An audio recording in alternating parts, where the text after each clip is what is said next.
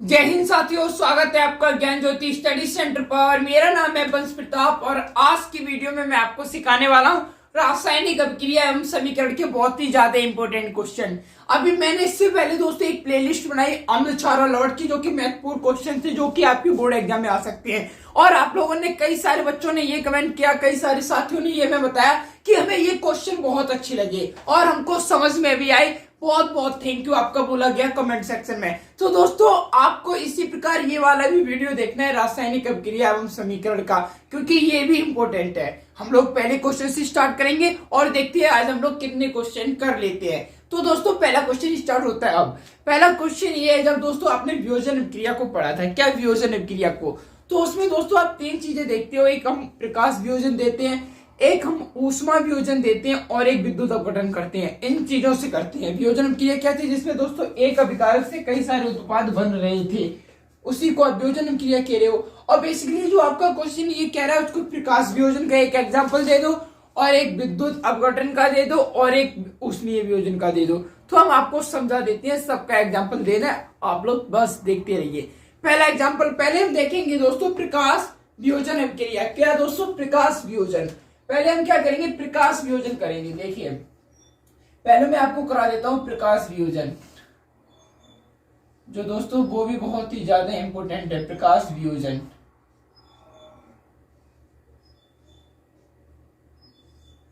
प्रकाश वियोजन का एग्जांपल देख लीजिए। प्रकाश वियोजन के लिए आपको क्या लेना होगा दोस्तों, एक सिल्वर ब्रोमाइड लेना होगा। क्या, सिल्वर ब्रोमाइड। सिल्वर ब्रोमाइड क्या होता है, एजी। सिल्वर ब्रोमाइड क्या होता है, AgBr। इसको क्या बोलते हैं, सिल्वर ब्रोमाइड। ये देखिए मैं लिख दे रहा हूं, क्या, सिल्वर ब्रोमाइड।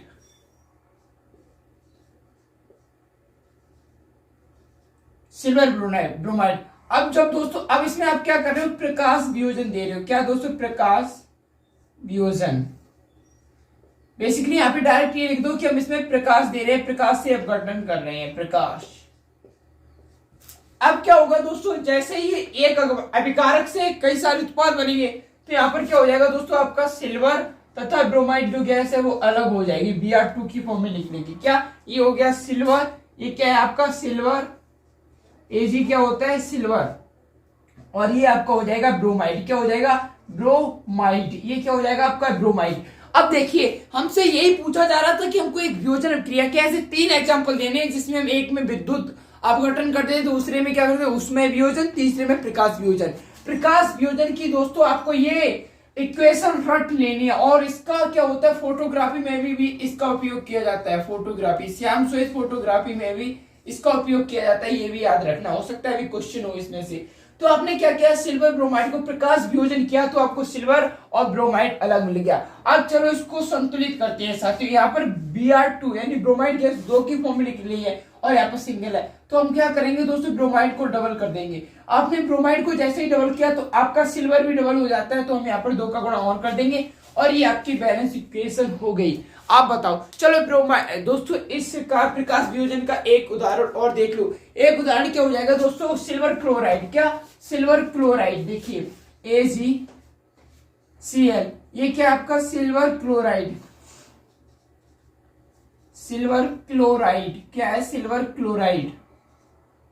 अब जैसे सिल्वर क्लोराइड में आप दोस्तों प्रकाश वियोजन करोगे, यहाँ पर ये लिखना बहुत इंपॉर्टेंट है, प्रकाश वियोजन। अब जैसे दोस्तों आप प्रकाश वियोजन करोगे तो आपकी सिल्वर गैस सिल्वर धातु अलग हो जाएगी और ये क्लोरीन गैस निकल जाएगी। अब क्या होगा दोस्तों, यहाँ पर Cl 2 की फॉर्म में, यानी 2 Cl है, यहाँ पर 1 Cl है, तो यहाँ पर हमने 2 का गुणा कर दिया और हमारे पास सिल्वर भी 2 हो गए, तो हमने सिल्वर को भी 2 कर दिया। बेसिकली ये आपका होता है सिल्वर, ये क्या है सिल्वर, और ये है आपका क्लोरीन। क्या है, क्लोरीन। तो आई होप आपको दोस्तों ये प्रकाश वियोजन तो समझ में आ गया होगा। अब हम आपको करते हैं विद्युत अपघटन। एक क्या करते हैं दोस्तों, विद्युत, यानी विद्युत अपघटन से आप कैसे समझ सकते हो। देखो, विद्युत अपघटन की एक रिएक्शन देख लो, विद्युत अपघटन। अब देखो दोस्तों, आप लोग एक विद्युत अपघटन की रिएक्शन समझ लो। ये है आपके पास H2O। क्या है दोस्तों, H2O। H2O क्या होता है, जो आप जल पीते हो, जो आप जल पीते हो वही होता है H2O। अब दोस्तों ये आपके पास जो जल है इसको आपने क्या किया, विद्युत अपघटन, यहाँ पे मैं सिर्फ विद्युत लिख दे रहा हूँ। ओके, तो दोस्तों ये क्या हो जाएगा, हाइड्रोजन गैस की और ऑक्सीजन गैस दोनों गैसों को अलग कर दिया। क्या कर दिया, अलग। अब जैसे ये दोनों अलग हो गए तो O2 2 है, इधर H2 2 है, इधर H2 तो 2 है, लेकिन ऑक्सीजन 2 नहीं है। इधर ऑक्सीजन को 2 करेंगे तो हाइड्रोजन हो गया 4, तो इधर हमने 2 का गुणा कर दिया, हाइड्रोजन होगा 4। अब ये दोस्तों आपकी बैलेंस इक्वेशन है, बैलेंस समीकरण है। तो आपने ये विद्युत अपघटन का सीख लिया। अब आपके पास एक और बचा है, बेसिकली दोस्तों आपका एक और बचा है। वो क्या बचा है, ऊष्मीय वियोजन। ऊष्मीय वियोजन का भी मैं आपको एक एग्जांपल करा दे रहा हूं और आपका ये क्वेश्चन खत्म हो जाएगा।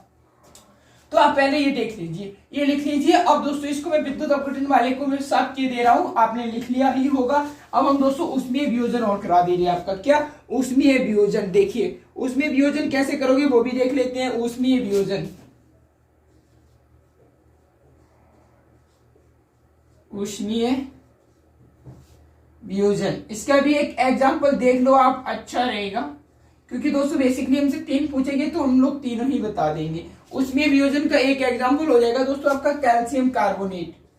यही होता है जो चूने के पानी को दूधिया कर देता है। जब आप दोस्तों इसको क्या करोगे, इसको जब आप ऊष्मा दोगे, क्या दोगे, ऊष्मा, तो जैसे आप इसको ऊष्मा दोगे तो क्या बनेगा दोस्तों, कैल्शियम ऑक्साइड और carbon dioxide gas. Calcium oxide क्या बनेगा, कैल्शियम ऑक्साइड और कार्बन डाइऑक्साइड गैस निकल जाएगी। और इसमें क्या होगा दोस्तों, कैल्शियम ऑक्साइड, इसको क्या बोल देंगे, कैल्शियम ऑक्साइड। कैल्शियम ऑक्साइड हमने इसको कैसे तोड़ा साथियों, हमने इसको ऊष्मा दी। क्या ऊष्मा, ये क्या हो गया, कार्बन डाइऑक्साइड। ये क्या हो गया, कार्बन डाइऑक्साइड गैस। और ये क्या होता है आपका, कैल्शियम कार्बोनेट। ये क्या है, कैल्शियम कार्बोनेट,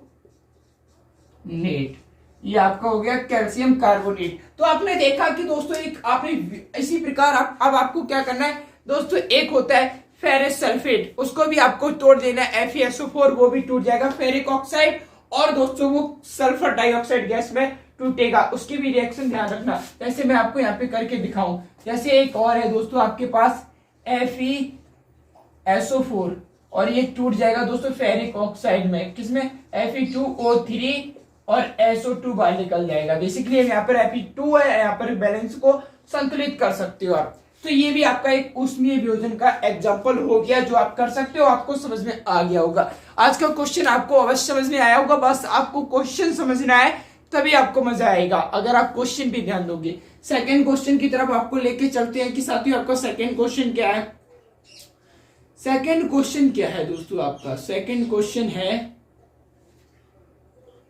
देखिए आपके पास सेकंड क्वेश्चन ये है कि दोस्तों हम क्या कर रहे हैं दोस्तों, हमारे पास सोडियम सल्फेट है और हमारे पास बेरियम क्लोराइड है। देखिए बेसिकली क्वेश्चन ये पूछना चाहता है, देखिए मैं आपको बता दूं, सेकंड क्वेश्चन ये है साथियों आपके पास कि आपके पास एक दोस्तों, देखिए मैं भी सब कुछ समझा रहा हूं कि इसमें पूछा क्या क्या है। पहले तो मैं बता दूं, इसमें आपको ये बताना है कि दोस्तों कि इसमें क्या क्या हुआ है, क्या दोस्तों परमाणु, मतलब इसमें आपको ऑप्शन दिए है कि क्या क्या हुआ है। तो आपके ऑप्शन से हैं कि दोस्तों परमाणुओं का आदान प्रदान हुआ है, आयनों का आदान प्रदान हुआ है, अवक्षेप बनता है, या एक अघुलनशील लवण का उत्पादन होता है। बेसिकली दोस्तों ये द्विविस्थापन एक अभिक्रिया का एग्जाम्पल है, क्या, द्विविस्थापन का। तो पहले आप समझ लो, फिर मैं आपको उसकी केसेस बता दूंगा क्या क्या हुआ। तो आपके पास क्या है, देखिए आपके पास ये है दोस्तों कि आपके पास एक सोडियम सल्फेट है। सोडियम सल्फेट क्या होता है बताइए, Na2SO4। सोडियम सल्फेट क्या होता है, देखिए सोडियम सल्फेट क्या होता है साथियों, वो मैं आपको बताऊं।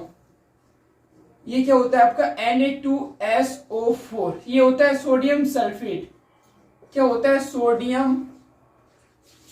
और ये दोस्तों आपको एग्जाम में इसी प्रकार लिख के आना है, उनके नीचे लिख दोगे तो अच्छा रहेगा। सोडियम सल्फेट क्या हो गया, सोडियम सल्फेट। अब ये दोस्तों किससे रिएक्शन कर रहा है वो मैं आपको बता दूं, बेरियम क्लोराइड से।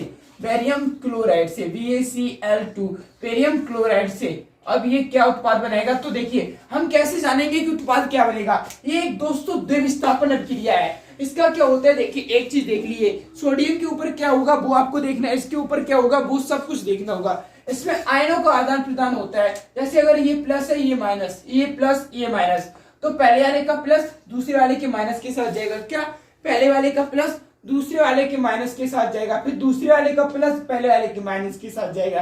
तो ये क्या बनेगा आपका BaSO4, BaSO4। और ये 2, अब इसको आप ऐसे भी लिख सकते हो, ये क्या हो गया बेरियम सल्फेट। देखिए पहले वाले का प्लस, जैसे आप इसको इस तरीके से भी लिख सकते हो। किस तरीके से, देखिए आपको मैंने ये बता दिया कि दोस्तों ये आपकी एक द्विविस्थापन अभिक्रिया है। अब द्विविस्थापन अभिक्रिया में क्या होता है, आयनों का आदान प्रदान होता है। क्या, आयनों का। तो पहले वाले का प्लस है वो दूसरे वाले के माइनस के साथ ले जाओ, तो ये इसको क्या लिखोगे Na2O और Cl2, Na2Cl2। अब दोस्तों दो यहां पर भी है, दो यहां पर है, तुम दो को कॉमन ले लेते हैं। क्या ले लेंगे, कॉमन। तो डायरेक्ट क्या हो जाएगा 2NaCl, क्या हो जाएगा 2NaCl प्लस, अब दूसरे वाले का प्लस पहले वाले के माइनस के साथ, तो ये क्या हो जाएगा बेरियम सल्फेट। क्या हो जाएगा बेरियम सल्फेट यानी BaSO4, BaSO4। अब देखिए यहाँ पर जो बेरियम सल्फेट बना है, यहाँ पर जो आपका बेरियम सल्फेट बना है, ये एक प्रकार का अवक्षेप है। प्रत्येक द्विविस्थापन क्रिया में आपको पता है एक अवक्षेप बनता है, तो ये क्या है आपका अवक्षेप, अवक्षेप है। ये क्या आपका अवक्षेप। अवक्षेप क्या होता है, जो पानी में घुलता नहीं यानी अघुलनशील, अघुलनशील पदार्थ। क्या, अघुलनशील है, अघुलनशील है। क्या, अघुलनशील। ये क्या है दोस्तों, ये आपका सोडियम क्लोराइड, सोडियम क्लोराइड है, सोडियम क्लोराइड। ये लवण है आपका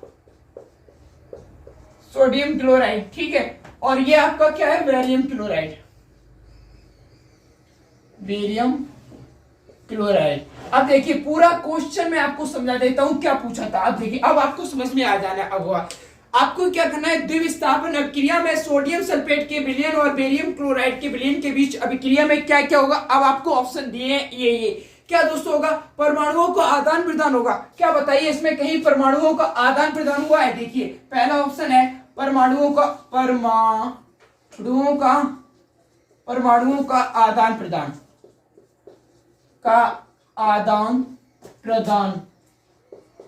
अब बताइए क्या दोस्तों इसमें परमाणुओं का आदान प्रदान हुआ है, कहीं पर आपको दिख रहा है, नहीं दिख रहा है, तो हमने इसको गलत कर दिया।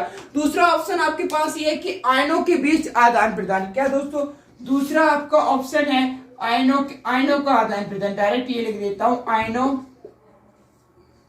आयनों का आदान प्रदान, आयनों का आदान प्रदान।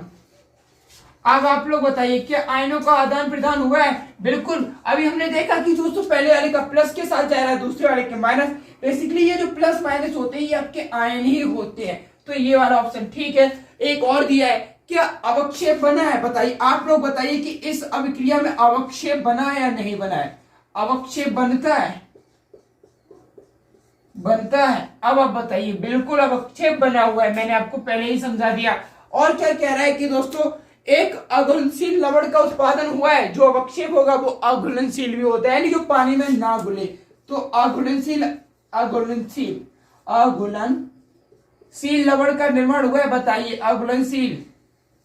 अघुलनशील लवण भी आपका बना है, यानी ये भी ऑप्शन कैसा हो जाएगा, ठीक। बेसिकली आपका दोस्तों फर्स्ट, सेकंड, थर्ड और फोर्थ ये चारों ठीक है, तो ये आपके ऑप्शन के आंसर ठीक हो जाएंगे, जो आपको बताना था, आपको चूज करना था। तो ये भी क्वेश्चन आसानी था, बस थोड़ा सा दिमाग का यूज करना था और हो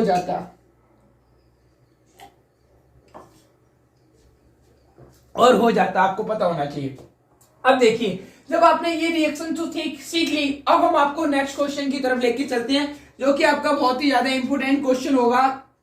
वो क्या है, देखिए अब आपको बताना है दोस्तों, एक मिनट। अब देखिए बहुत ही ज्यादा इंपोर्टेंट क्वेश्चन है। वो क्या है, वो देखिएगा। आपका क्वेश्चन ये है कि साथियों, एक भूरे रंग का तत्व, देखिए आपके पास एक भूरे रंग का चमकदार एक एक्स तत्व है। यहाँ पर जो भूरे रंग का चमकदार तत्व है उसका नाम बताया गया एक्स। ये क्या है, चमकदार, ये चमकदार तत्व है जिसका नाम एक्स बताया है। और ये दोस्तों एक्स वायु की उपस्थिति में क्या, देखिए ये एक्स वायु की उपस्थिति में गर्म करने पर वह काले रंग का बन जाता है। कौन से रंग का बन जाता है, काले रंग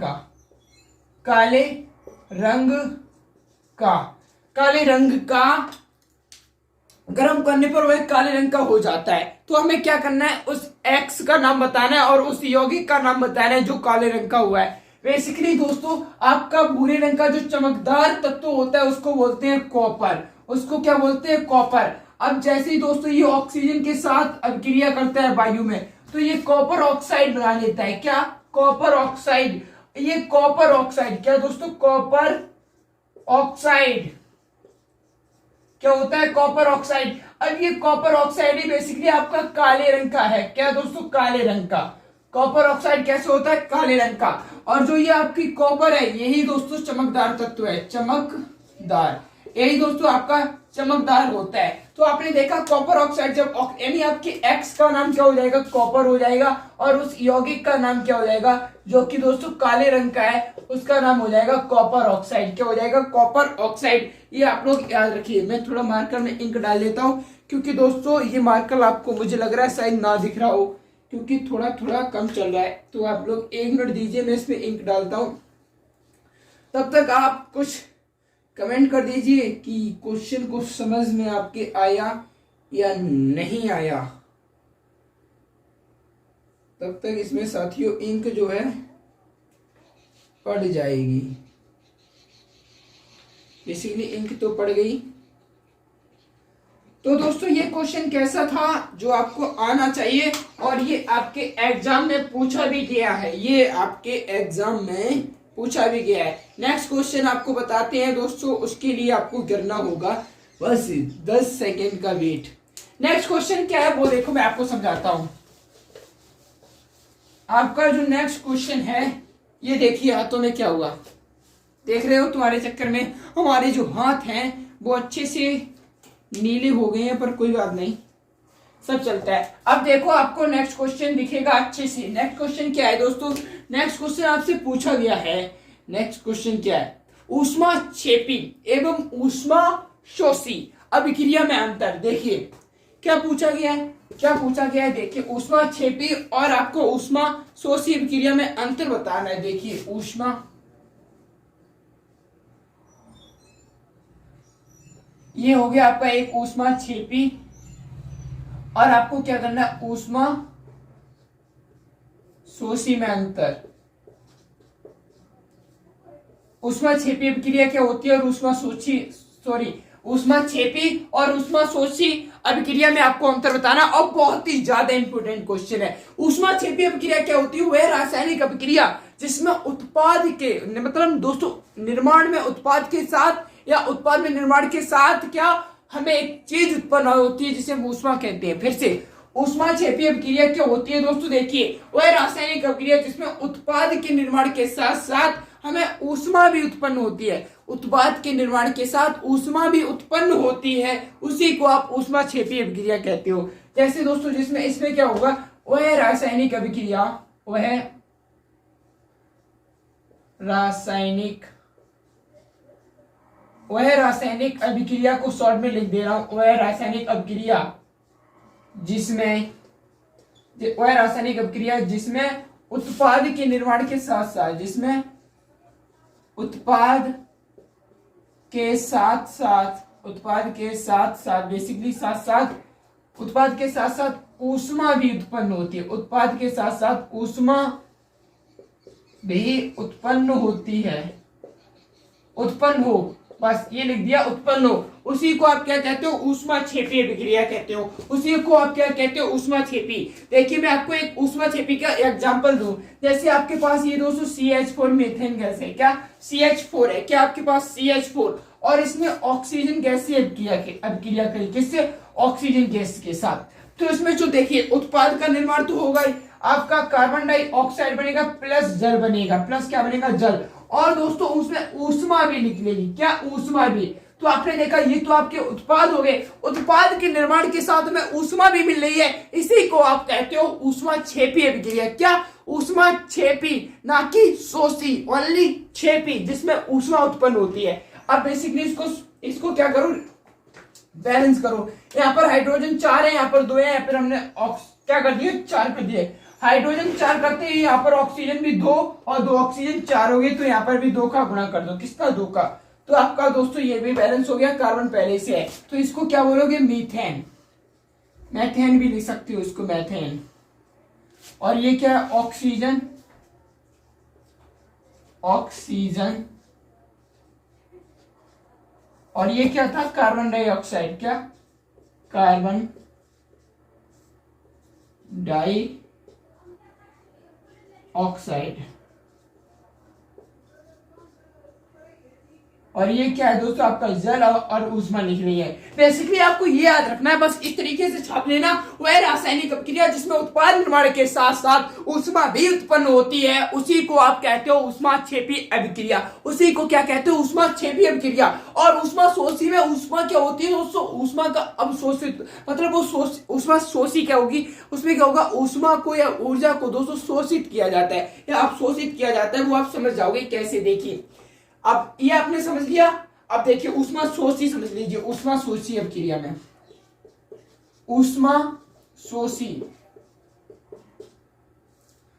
दोस्तों, ऊष्मा शोषी अभिक्रिया में क्या होगा वो देखिए, वह रासायनिक अभिक्रिया जिसमें ऊर्जा अवशोषित होती है। अब आपको इसमें क्या करना है, वह रासायनिक अभिक्रिया जिसमें ऊर्जा अवशोषित होती है। क्या दोस्तों, जिसमें ऊर्जा अवशोषित होती है, क्या, अवशोषित,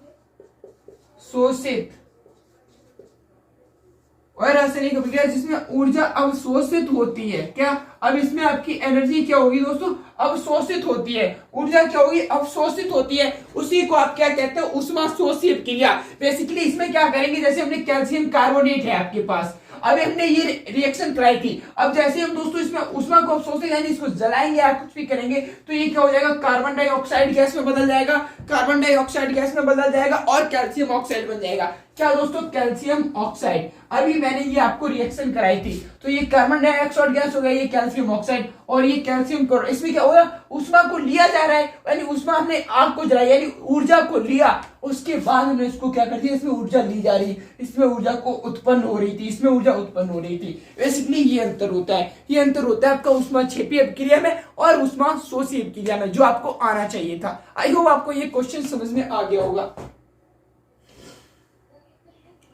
अब देखिए, अब आपको और करना है, अब आपको क्या करना है, निम्न रासायनिक समीकरण को संतुलित करना है। अब आपको क्या करना है, रासायनिक समीकरण को संतुलित करना है। आपके पास देखिए, अब आपको जितने भी रासायनिक समीकरण मिलेंगे आपको उनको संतुलित करना है। आपको नाइट्रोजन गैस के संयोग से नाइट्रोजन गैस से संयोग करके अमोनिया को बनाना है, नाइट्रोजन गैस का संयोग करके अमोनिया को बनाना है। तो कैसे बनाओगे नाइट्रोजन गैस का संयोग करके, देखिए नाइट्रोजन, अब आपको इनको क्या करना है, बैलेंस करना है। आपको क्या करना है, नाइट्रोजन की हाइड्रोजन गैस से, बेसिकली आपको क्या करना है, नाइट्रोजन की हाइड्रोजन से अभिक्रिया करानी, जिससे हाइड्रोजन, और आपको जो आपका उत्पाद बनेगा वो बनेगा अमोनिया। क्या बनेगा, अमोनिया। और इसका हमें संतुलित रासायनिक समीकरण भी लिखना है, अमोनिया। अब देखिए नाइट्रोजन क्या होता है आपका N2 और हाइड्रोजन हो गया H2। अमोनिया क्या होता है, NH3। ये क्या होता है, अमोनिया। या दोस्तों जब ऊपर लिखा है तो नीचे अमोनिया की कोई दिक्कत ही नहीं। अब कैसे करोगे वो देखिए दोस्तों, हमें ज्यादातर क्या करते हैं, देखिए पहले जो सबसे ज्यादा हो उसको बैलेंस कीजिए। इधर हाइड्रोजन 3 है, इधर 2 है, तो हम दोस्तों क्या 3 कर सकते, हो ही नहीं सकता। तो हमने क्या किया, इधर हाइड्रोजन को 6 कर दिया। अब जैसे इधर हाइड्रोजन 6 हो गया तो इधर 2 है, तो हमने इधर क्या कर दिया, इधर भी 6 कर दिया। अब आपका क्या बैलेंस रह गया, नाइट्रोजन 2 पहले से था, नाइट्रोजन 2 पहले से है, आपका ये इक्वेशन बिल्कुल बैलेंस है। यहाँ पर आप एक चीज और लिख सकते हो, गैस, और ये अमोनिया भी क्या हो गई, गैस। ये भी लिखना जरूरी है, आप चाहो तो गैस।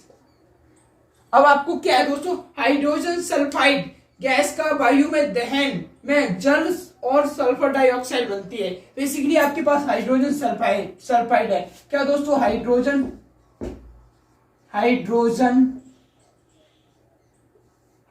सल्फाइड। अब अपने क्या किया, हाइड्रोजन सल्फाइड गैस का वायु में दहन किया। जब हम वायु में दहन करेंगे यानी ऑक्सीजन दे रहे हैं, क्या, ऑक्सीजन, तब हमें क्या मिलता है, सल्फर डाइऑक्साइड और जल मिलता है। बेसिकली आपको क्या मिलता है, जल plus sulphur dioxide, sulphur dioxide, मान लीजिए ऊपर इधर ऑक्साइड ही लिखा है, तो आपका क्या है हाइड्रोजन सल्फाइड यानी H2S हो गया, हाइड्रोजन सल्फाइड ही होता है। अब आप क्या कर रहे हो, ऑक्सीजन यानी वायु में दहन कर रहे हो और आपको क्या मिला, जल यानी H2O, और सल्फर डाइऑक्साइड क्या होता है SO2, सल्फर डाइऑक्साइड क्या होता है SO2। अब इसको बैलेंस करो, देखो बैलेंस क्या करना है इसमें हाइड्रोजन दो, ऑक्सीजन दो, ऑक्सीजन इधर 3 है, ऑक्सीजन इधर कितने हैं 3। तो हम क्या करेंगे दोस्तों, इधर ऑक्सीजन को कर दिया 2 दूनी 4 ऑक्सीजन, इधर कितने हो गए 4, और 2 का गुणा इधर कर दो, कितने हो गए 6 ऑक्सीजन। अब हमें इधर 6 ऑक्सीजन करने हैं, यानी 3 दूनी 6। फिर से देखिए कैसे बैलेंस किया, हमने ऑक्सीजन को 6 बना दिया, इधर 2 ऑक्सीजन हो गए, कितने हो गए 2, और इधर 2 कर दिए, देखिए 2 दूनी 4 ऑक्सीजन, और 2 ये ऑक्सीजन हो गए, तो 4 और 2 6 ऑक्सीजन, इधर 2 थे तो हमने 3 का गुणा कर दिया, तो इन्होंने 6 ऑक्सीजन हो गए। अब इधर आपके देखिए इधर सल्फाइड 2 है, तो हमने क्या किया, इधर सल्फाइड 2 कर दिए, हाइड्रोजन कितने होने चाहिए 4, हाइड्रोजन कितने 4, और ये आपकी क्या होगी बिल्कुल बैलेंस होगी, करेक्ट है, ठीक है।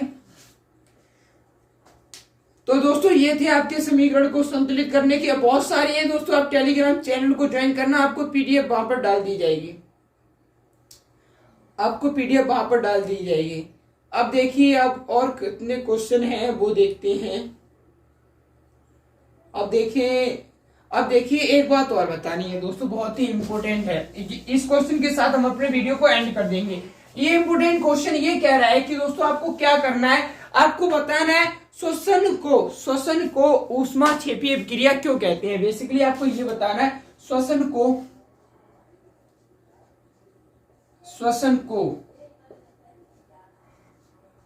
ऊष्माक्षेपी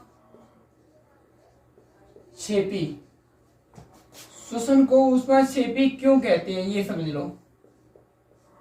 क्यों श्वसन अभिक्रिया को ऊष्माक्षेपी अभिक्रिया क्यों कहते हैं ये आपको बताना है।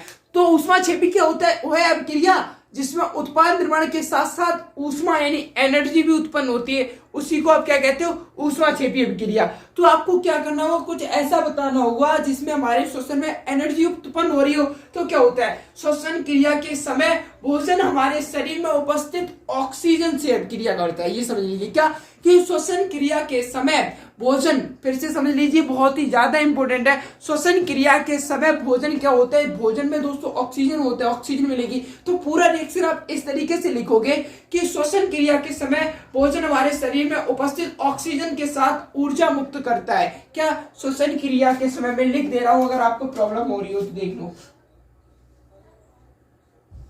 श्वसन क्रिया के समय, श्वसन क्रिया के समय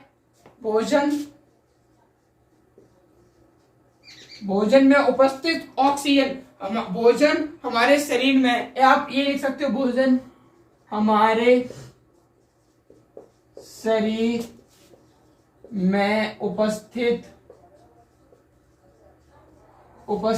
ऑक्सीजन को मैं O2 लिख दे रहा हूं, ऑक्सीजन के साथ मिलकर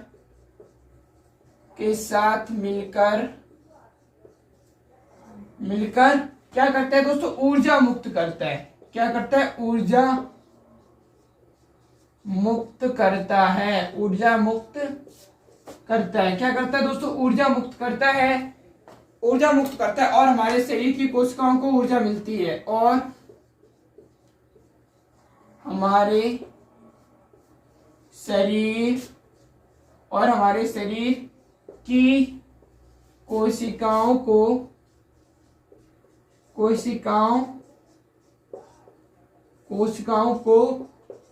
ऊर्जा, और हमारे शरीर की कोशिकाओं को ऊर्जा मिलती है। क्या मिलती है, ऊर्जा मिलती है। अतः श्वसन एक ऊष्माक्षेपी अभिक्रिया है। अब देख लीजिए, अब हम इसका सूत्र बता देते हैं आपको। तो इसका वो सूत्र होता है C6H12O6। क्या होता है, देखिए C6H12O6, और दोस्तों ये ऑक्सीजन के साथ मिलकर बनाता है, क्या बनाता है वो देखिए, कार्बन डाइऑक्साइड प्लस जल, CO2 प्लस जल, H2O। अब हमारे पास दोस्तों इधर कितना है 12 हाइड्रोजन, और इधर 6, तो हमने इधर कितना कर दिया 12 हाइड्रोजन। अब जैसे आप इधर 12 हाइड्रोजन करते हो तो हाइड्रोजन बैलेंस हो जाता है। अब क्या हुआ देखिए, ऑक्सीजन कितना है 6, 6 2 8 ऑक्सीजन, 6 2 8 ऑक्सीजन। लेकिन लेकिन लेकिन कार्बन कितना है 6, आपने यहाँ पर कार्बन को 6 कर दिया। अब आपके पास ऑक्सीजन कितना हो गया 6 दूनी 12, 6 दूनी 12, 6 18। अब यहाँ पर ऑक्सीजन है कितना, बेसिकली आपके पास कितना है 6 और 6 12, तो हमने क्या कर दिया 6 दूनी 12, 6 18। अब आपका ये क्या हो गया, बैलेंस हो गया। तो ये क्या होता है ग्लूकोज, ये क्या होता है ग्लूकोज, ये क्या होता है ग्लूकोज। अब ये तो पता ही है आपको ऑक्सीजन है और ये कार्बन डाइऑक्साइड, ये जल। तो दोस्तों आज की वीडियो में इतना ही। आपने आज की वीडियो में आई होप आपको अच्छा लगा होगा, क्योंकि आपने बहुत ही ज्यादा इंपॉर्टेंट क्वेश्चन किए और ये आपके एग्जाम में आने की फुल संभावना है। इसीलिए आपने इस वीडियो को, जो क्वेश्चन को समझा होगा, नोट भी कीजिए। अब हम मिलेंगे आपको नेक्स्ट वीडियो में। तब तक के लिए आपको क्या करना है साथियों, आप जो अम्ल क्षार के क्वेश्चन है वो तो बहुत ज्यादा इंपॉर्टेंट है, आपको प्ले लिस्ट मिलेगी, आप उसमें देख लीजिएगा। अब हम मिलते हैं आपको नेक्स्ट वीडियो में। जय हिंद, वंदे मातरम, टाटा।